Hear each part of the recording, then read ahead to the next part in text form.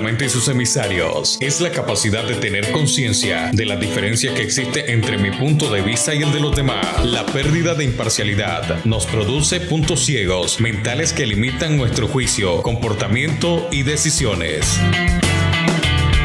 La mente y sus emisarios es un programa que busca iluminar las arcas mentales que nos producen puntos ciegos, estigmatizan y nos crean prejuicios cuando nos sentimos amenazados. Nuestra misión es dejar entrar la luz por donde más nos duele.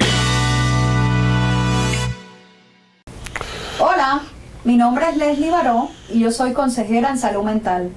Bienvenidos a un nuevo programa de La mente y sus emisarios. Como siempre, hoy me acompaña el doctor Calixto García, neuropsicólogo, con una vasta experiencia en la neuropsicología y en la psicología clínica.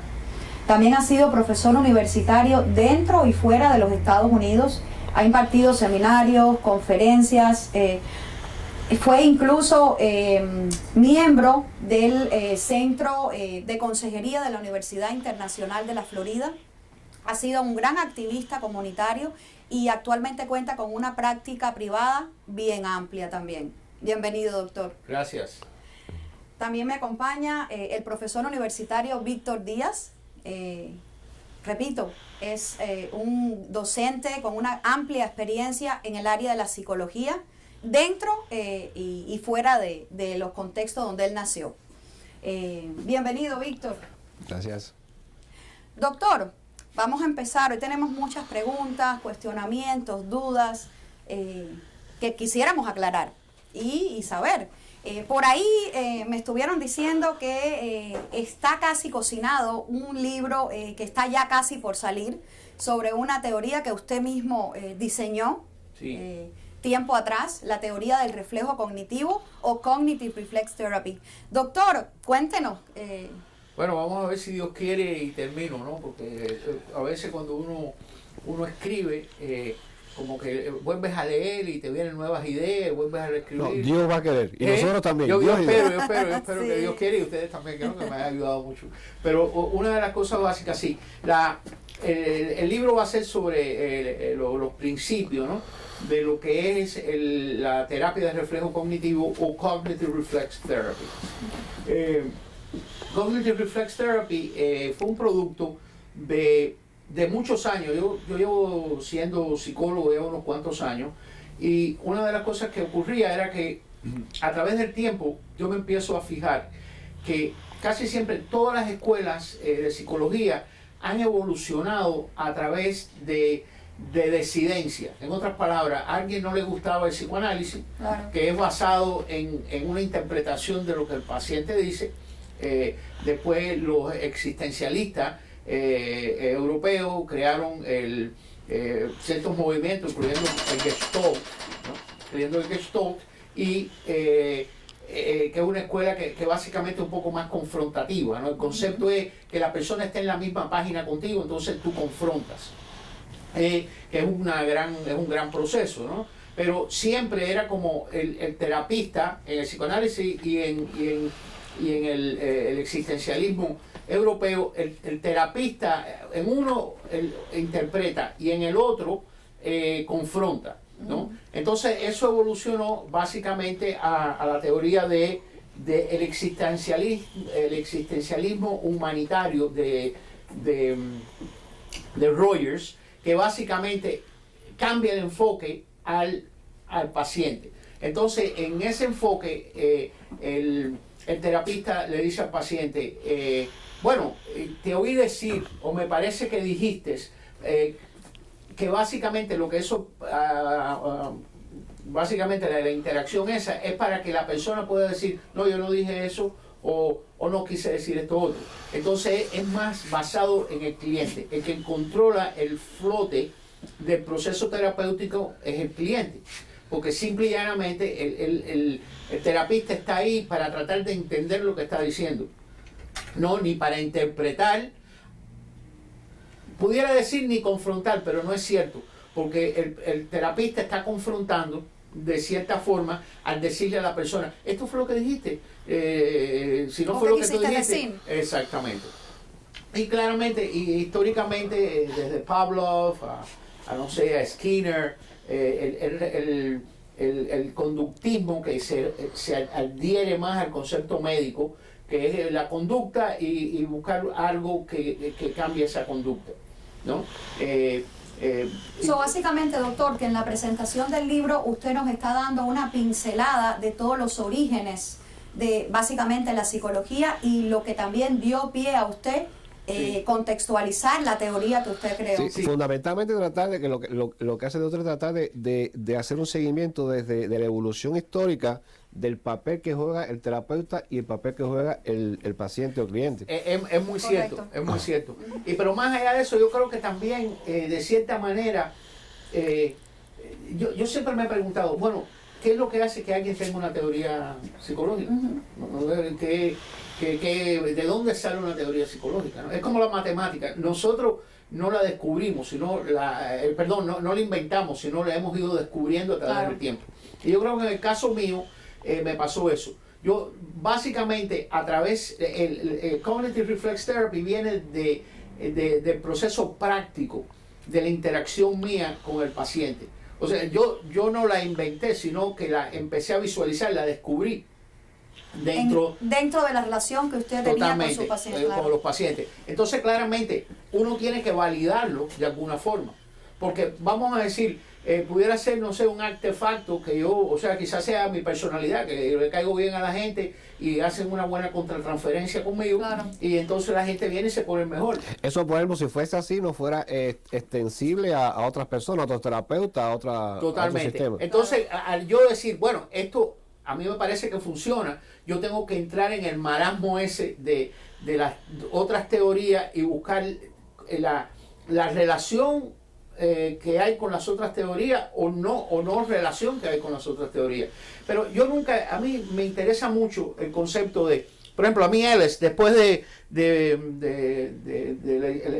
existencialismo humanista que aquí en los Estados Unidos fue muy fuerte, vino la idea cognitiva empezó a tomar fuerza. La terapia cognitiva, y todavía es bien fuerte aquí en los Estados Unidos. Que ahí entra Ellis primero, que era un poquitico más... el entrenamiento de él fue el psicoanálisis originalmente, y él pensaba que no le gustaba. Yo tuve la oportunidad de entrenar con él, y Beck también tuve la oportunidad de entrenar con Beck. O sea, sé que mucha de esta gente también, no puedo admitir que yo tuve algún entrenamiento psicoanalítico, porque por un tiempo yo fui a la universidad en Nueva York, a la Universidad Fordham University en Nueva York, y había una señora que estudió con Freud, era una señora mayor, y ella impartía clases y eso, y yo tuve la oportunidad de conocerla y coger cursos con ella y eso, y ella era Gertrude Blank, o sea, Gertrude Blank, como blanco pero sin la O, ¿no? Y el marido de ella también. Y también estudié con un señor que se llamaba Progoff, doctor Progoff, que fue maestro mío en City College en Nueva York, y él estudió con John. Entonces yo he tenido un entrenamiento. ¿Usted estuvo en la meca de la meca de la meca o en una de las mecas? Sí, bueno, cuando tú te usted ha visto muchas personas trabajando, que eso es muy importante. Exactamente. Por ejemplo, yo, no tan solo eso, con Blanca yo estuve había una supervisión, no era psicoanálisis, pero era una supervisión que era 1 a 1. Entonces, o sea, yo he visto más o menos la interacción de esos sistemas, ¿no? Y además, yo he participado por años de años, yo iba a la evolución de la psicoterapia, que iban todos los grandes psicoterapistas. Yo he conocido a mucha gente, ¿no? Ellis Iver, Beck y Mickenbaum y toda esta gente que eran en la teoría cognitiva, ¿no? Cuando iba a estas conferencias, tenías la oportunidad de supervisar casos con ellos, podías hacer una cita y supervisabas casos, o sea, aprendías. Eso es una preparación que lo hizo pensar. Usted estaba apuntando ahorita que en ese movimiento de la óptica del psicólogo, sí, se empezó a mover un poco hacia el proceso, a querer explicarle al sujeto el proceso que estaba ocurriendo. Totalmente. Por ejemplo, mira, la idea, por ejemplo, ya hablé del conductismo, Warpy. Yo en esto de la evolución de la psicoterapia, yo conocí a Warpy. Y y el concepto de Warpy es el famoso, muchas de las teorías conductistas, Warpy fue el padre de ella, como hay una que nos ha perseguido mucho tiempo. Systematic Desensitization y Flooring, yo no sé cómo se dice en español. Inundación, flores. Todas estas cuestiones. Entonces yo me empecé ahí a dar cuenta que todas estas terapias, incluyendo a Freud, desde Freud a toda esta gente, ¿no? Hay el reflejo, no es que sea reflejo, sino hay un proceso de estímulos response, hay un proceso de algo te estimula y tú respondes, ¿no? Claro.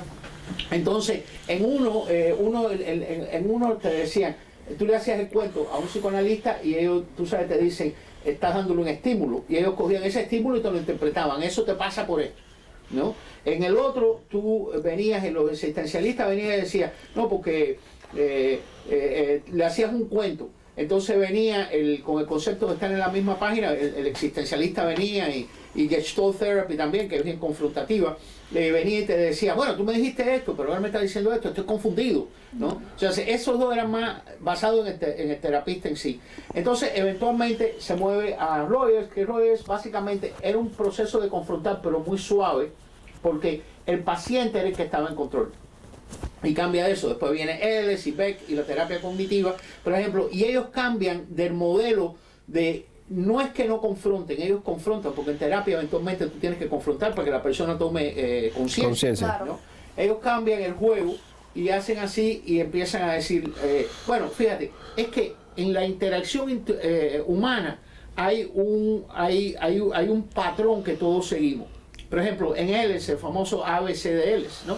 Okay. Y Beck más o menos dice lo mismo sin el ABC, ¿no? Claro, pero y Bickenbaum y toda esta gente, ¿no? Todos tienen un protocolo. Todos tienen ese protocolo, pero entonces dicen, no, ahora no, o sea, si tú no le das el paciente, no es el paciente ni soy yo, sino que hay como una realidad. Hay un proceso en el que tú estás inmerso. Exactamente. Entonces hay un estímulo que está sobre ti, que está funcionando encima de tu psiquis y de tu proceso, y tú entonces lo valoras de determinada manera, y eso es lo que da como resultado Dentro del patrón. Sí. Por ejemplo, o sea, no es el estímulo limpio y puro lo que le está afectando, va más allá. Sí. Si él no te dice, eso te pasa por esto, ¿no? Él les dice, esto le pasa a todo el mundo por esto. Claro. En otras palabras, el A es el evento, la B es la emoción o la respuesta, y la B es la respuesta, ¿no?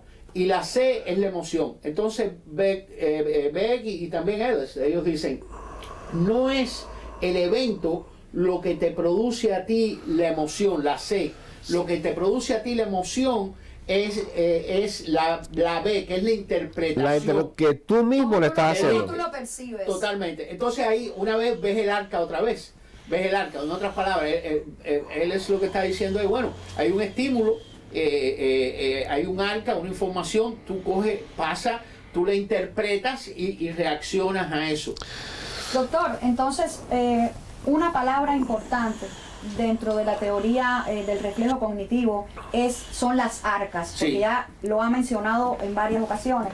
¿Qué son las arcas? Bueno, las arcas, déjame antes de entrar en el arca, déjame decir una cosa más rápida y eso. Okay. A mí me empezó a influenciar también mucho Lazarus. Lazarus él fue el que empezó un proceso que era una cosa que se llamaba el ID básico, que era ecléptico.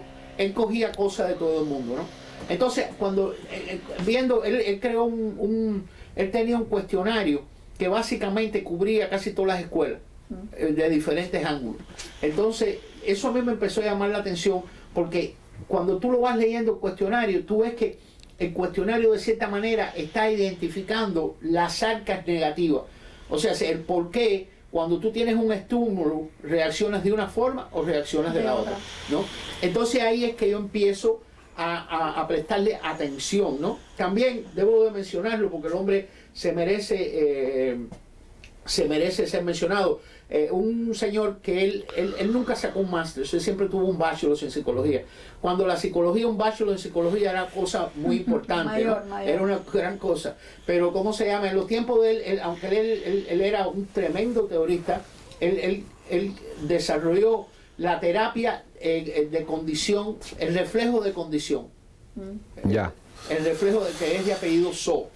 Pero como que yo creo que él no, como no tenía un máster y eso, él hacía terapia nada más. Quizás no le dieron mucha validez en ese momento. Quizás la academia no dio validez. Él no tenía acceso a la academia. Ya. Entonces no lo tomaron en consideración. Pero él fue el primero que empieza a ver esta situación. Entonces básicamente yo llego a la conclusión, yo no estoy en conflicto con nadie. Yo creo que todo el mundo, esto es como el cuento del elefante y los ciegos. Tú sabes, que agarra la cabeza del elefante va a describir el elefante de una forma, claro. Si tú eres ciego, el que lo agarra por el pie lo va a describir de otra, el que le cogió el rabito lo va a describir con otra, el que lo cogió por la trompa lo va a describir de otra. Yo creo que todos estamos hablando del elefante, claro. ¿no? Desde mi Pero punto de de vista. diferentes dimensiones y desde la vivencia. Totalmente. La terapia del reflejo cognitivo, desde mi punto de vista, es un concepto que no es que yo estoy en desacuerdo con nada de lo que los demás dicen. Yo creo que todo lo que los otros teoristas dicen, ¿no? Tiene relevancia y sirve de cierta forma o en otra. Quizás unas cogen más tiempo que otras, pero claro. eventualmente todos los procesos terapéuticos ayudan a la persona de cierta manera a evolucionar. Aunque claramente hay problemas que yo creo que existe la enfermedad mental que es a nivel más neurótico, ¿no? Y que tiene eventos psicóticos, pero puede volver al neurotismo. Carito, incluso es posible que a la gente le pueda interesar algo muy importante que usted me dijo en una ocasión, y es que usted vino de la práctica, o sea, los propios tropiezos que uno tiene en la práctica, a empezar a elaborar ese tipo. Sí. Yo no me senté a criticar a nadie. Yo no me senté a criticar a nadie. Yo no me senté a decir... Ni a dar una relectura de lo que ya estaba. Ni a inventar una terapia. Yo lo que, tú sabes, mirando algo, me di cuenta que 1 más 1 es 2. O sea, como Pitágoras, que se dio cuenta que A al cuadrado más B al cuadrado es igual a C al cuadrado. O sea, sí, usted empezó a ver una serie de patrones en los pacientes en los clientes que usted tenía, entonces empezó a recopilar esa información hasta que llegó a darse cuenta que, wow, esto sirve. Esto funciona con los pacientes. Entonces me crea la necesidad de empezar a evaluar esta teoría en relación a las demás, ¿no? Por eso es que muchas veces, indiscutiblemente, que alguien puede decir que yo soy conductista, porque el reflejo cognitivo, tiene un juego, es biológico. Si te lleva un estímulo-respuesta. Es Pavlovian, de estímulo-respuesta, sin base. Pero yo estoy hablando aquí a nivel cognitivo, porque Pavlov, él se dio cuenta que un proceso biológico se puede ligar con cualquier otra conducta que sea automático, que es lo que es el reflejo, tú sabes, lo que es el reflejo. O sea, si alguien te sopla en el ojo, tú vas a hacer así, ¿no? Entonces, pero tú sabes, si cuando te soplan en el ojo, tú haces así, te tocan un timbre, después de un tiempo, no tienen que soplarte, te tocan el timbre y tú haces así. Tú pestañeas. Sí, puedes pegar un proceso natural que ocurre automáticamente, un mecanismo de defensa, que es lo que es, ¿ok? Natural, y lo puedes ligar con otra conducta y después funciona igual. O sea, pero por ejemplo, en una instancia más cognitiva, o sea, más elaborada, quizás más humana, entre comillas, o sea, a nivel de cogniciones, también existen estas arcas que están constantemente moviéndose. Bueno, Skinner básicamente te dice algo como, bueno, si tú coges y tú refuerzas algo, ¿no? Pues como si tú refuerzas algo, aumenta la probabilidad de que eso ocurra. Entonces, desde mi punto de vista, lo que Skinner dijo fue, bueno, si tú refuerzas algo, vas a reforzar el arca, ¿no? Que cuando venga ese estímulo, va a favorecer ese estímulo. Y entonces ya estamos entrando en el mundo de las arcas. En el mundo de las arcas. El arca básicamente es una palabra que la arca existe a nivel biológico. Por ejemplo, tú tocas algo que está caliente, automáticamente esa información va a la amígdala en la columna, y a ese nivel, si no es muy fuerte, hay una respuesta, te dice saca la mano, ¿ok? Ahora, ese mismo proceso, si es muy intenso, ¿ok? Entonces, cuando ocurre, ya no tan solo va a la médula, sino que sigue quizás a otro también proceso. Primero va a la médula, pero la médula no tiene al tálamo, o sea, sube hasta el tálamo colorea la emoción y te dice, porque al final del día lo que colorea la conducta es la emoción. La emoción te hace decidir la conducta.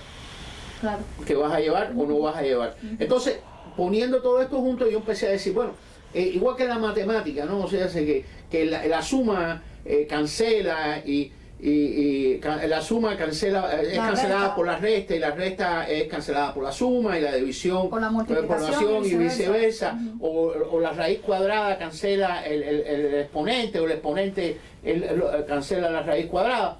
Entonces yo empecé a decir, bueno, terapéuticamente la intervención tiene que ser al nivel del arca para no tan solo hablar de cancelar, porque la emoción en el arca, ¿no? O sea, la reacción del arca tiene un proceso que es de sobrevivencia, es que ayuda a la persona, es un mecanismo de defensa, porque te ayuda a guardar la información dependiendo de qué tipo de información. Porque uno de los elementos básicos es ver dónde está la intencionalidad del ser humano en función en sus interacciones. Totalmente. Y eso puede explicar mucho ese proceso. Cuando tú hablas de intencionalidad, yo creo que todas las personas tenemos la intención y el ¿cómo se llama? Y el punto, ¿cómo se dice? El punto ciego, ¿no? Viene del proceso de intencionalidad. Todo el mundo intencionalmente quiere ser bueno, hasta que ellos no sienten que le afecta.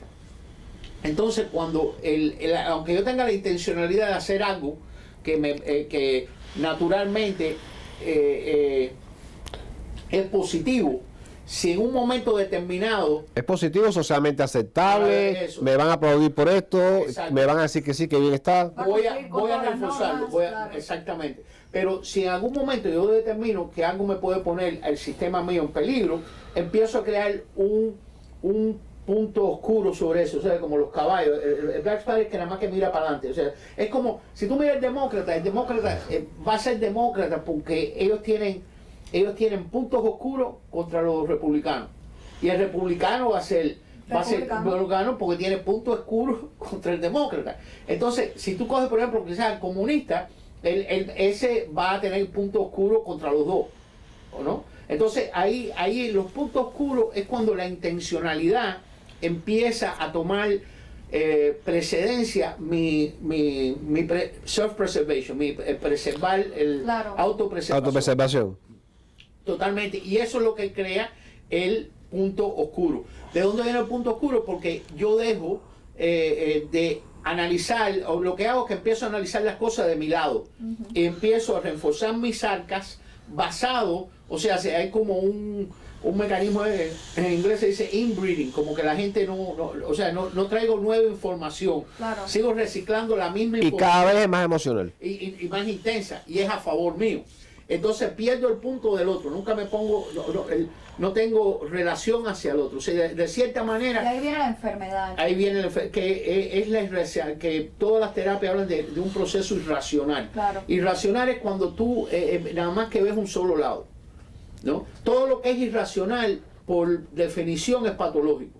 Claro. ¿No? Porque es absolutista. Es absolutista. Y al ser absolutista pierde distorsiona la realidad, doctor. Distorsiona la realidad. Eso, eventualmente, pues, uno tiene que tomar un punto más. El equilibrio mental no existe, porque equilibrio quiere decir 50-50, perfecto. El proceso, la mente trabaja en función a un proceso que se llama homeostático. El proceso homeostático es que si tú tienes, no sé, tienes un cachumbambé, vamos a decir, ¿no? Y pone el equilibrio que pone 50 aquí y pone 50 aquí, donde el proceso homeostático uno tiene que ser más flexible y tomar otras soluciones para estar en balance. Entonces lo que hace es que tú puedes tener aquí 30 y aquí 70, ¿no? Pero lo que hace es que pones el 30 en la punta de este lado y pones el 70 aquí. Entonces la palanca en sí le hace el contrabalance. Porque en ese sentido la mente funciona como un sistema alejado de las zonas de equilibrio. Totalmente. Y eso ese tiene que ser homeostático el movimiento interno. Hay que moverse internamente buscando esa relación con el medio, pero no un equilibrio, como usted decía, de 50-50. Totalmente. Después más adelante vamos a hablar de la función de la emoción, porque la emoción es lo que la emoción es un filtro que colorea la cognición. La emoción le da calidad a la idea. Entonces, doctor, cuando hablamos de las arcas, estamos involucrando a todo el ser humano como un todo. Emoción, conducta, cognición. Sí, sí. Pero el arca, sí, tiene mucha razón, porque está, y cada día más la ciencia dice, por ejemplo, que no sé, que los órganos internos tienen células que se comunican con el cerebro, y el cerebro se comunica con los... Y no solo memoria, como se hablaba de la más memoria, o sea, hay memoria del cuerpo, de los órganos. Sí. Además de eso, hay mucho más. Claramente, que yo tomo eso en consideración, Dawkins,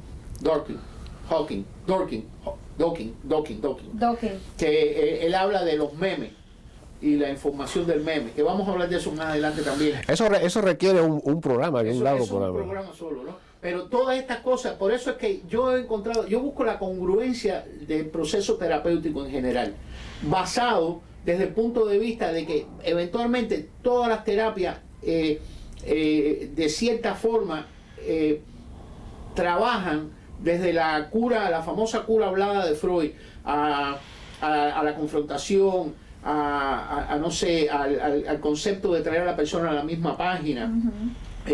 Todas las terapias buscan que la persona tome conciencia de su conducta, que al final del día es modulada por el arca mental. Víctor, tú que has estado a lo largo de todo este proceso con el doctor, has participado incluso de muchos avances y de muchos aportes, no solo a la teoría, sino al libro, a la práctica, a la clínica. ¿Cómo tú ves eso de las arcas? ¿Cómo tú le das al muñeco cuando tú estás ahí frente a una persona? Sí, realmente cuando uno lo va a hacer en el elemento práctico, uno es parte de la estimulación que tiene el sujeto. O sea, uno comienza a accionar con él, uno comienza a flotar para ver qué es lo que trae el sujeto, y entonces a partir de ese elemento de contacto, uno comienza a ver que sistemáticamente empiezan a aparecer determinadas formas de cogniciones y de conducta del sujeto, de emociones. Y empieza a hipotetizar qué arcas son las que están predominando en él. Y eso, claro, ustedes lo conversan cuando tienen las supervisiones y todo. Totalmente. ¿Y siempre están en la misma página ustedes? No siempre. De hecho, Víctor tiene una formación diferente a la mía. Y él muchas veces, en muchas cosas estamos de acuerdo, pero en muchas cosas, él ha jugado un papel grande en tener el contrapunto de muchas de las cosas. Claro. Entonces eso por ejemplo, a mí me interesa mucho el concepto de la explicación matemática de la idea. O sea, a mí eso me llama mucho la atención, y de cierta forma yo miro el arca, ¿no? De hecho hay un señor que se llama Lovebush, creo que se llama el hombre, que él está en CUNY, en Nueva York, la universidad de la ciudad de Nueva York.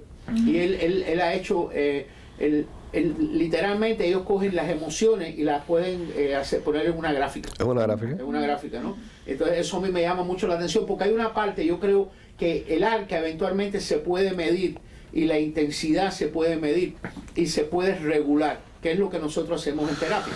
Cuando hablábamos de, por ejemplo, colocarse, digamos, en otras teorías que hablan de colocarse en la misma página del sujeto, bueno, el sujeto está mostrando en su accionar constantemente sus arcas, y por esas arcas están en una determinada dimensión, una determinada forma de quizás explicarnos matemáticamente.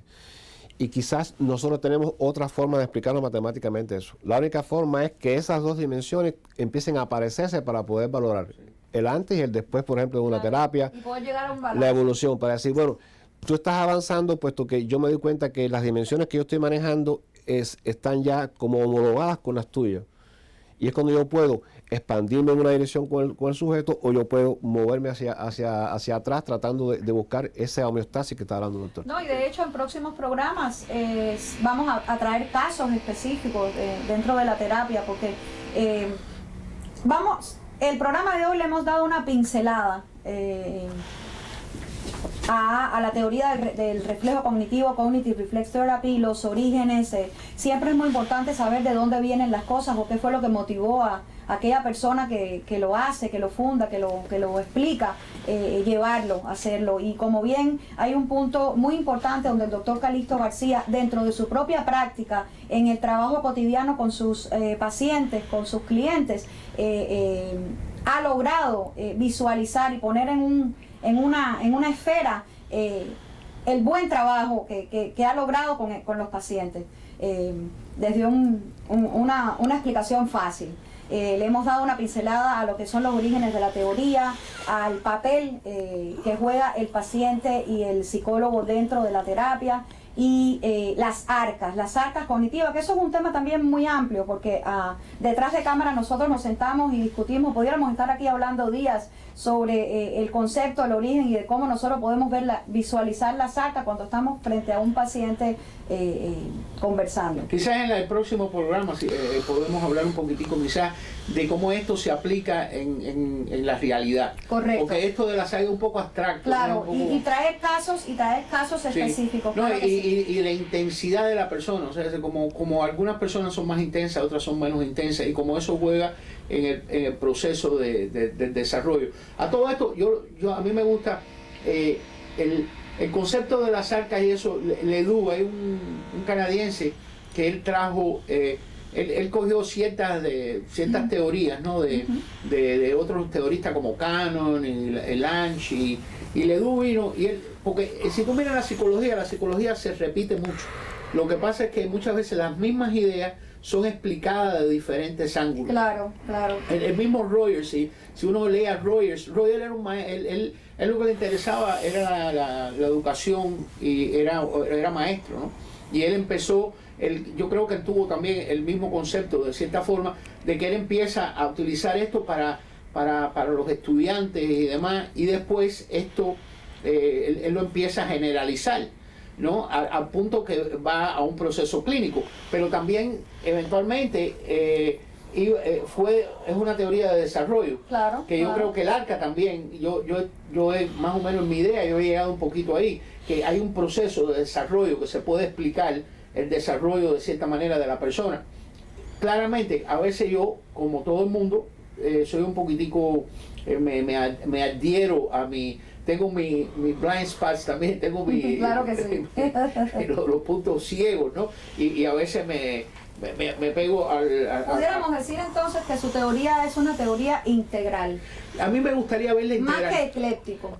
No, yo no soy ecléptico, yo creo porque no es la suma de las partes, es una alquimia. Totalmente, es como un rompecabezas. Yo creo que tú empiezas con las piezas y uno empieza a armarlo por allá y dice, mira, ya tengo ahí la figura. Porque bien vista las cosas, una buena teoría es aquella, pienso yo, doctor, que no solamente explica al ser humano normal o con alguna disfunción en particular, sino que puede explicarnos desde que nacemos hasta el final de la vida. No solo eso, la parte saludable, porque el Cognitive Reflex Therapy yo creo que también donde podemos trabajar la patología, la neurosis, porque hay una realidad, cuando hay procesos que son biológicos, si anatómicamente y fisiológicamente hay algo en ti que no funciona, eso muchas veces tiene que ser corregido químicamente. Claro. ¿No? O sea, por eso muchas veces el uso de la terapia con medicina es mucho más rápido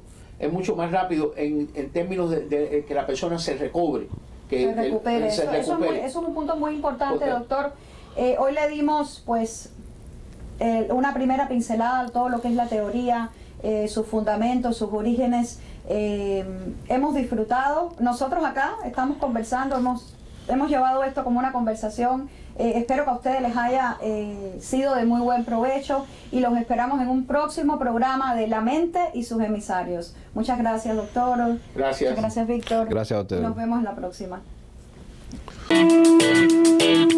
La mente y sus emisarios es la capacidad de tener conciencia de la diferencia que existe entre mi punto de vista y el de los demás. La pérdida de imparcialidad nos produce puntos ciegos mentales que limitan nuestro juicio, comportamiento y decisiones.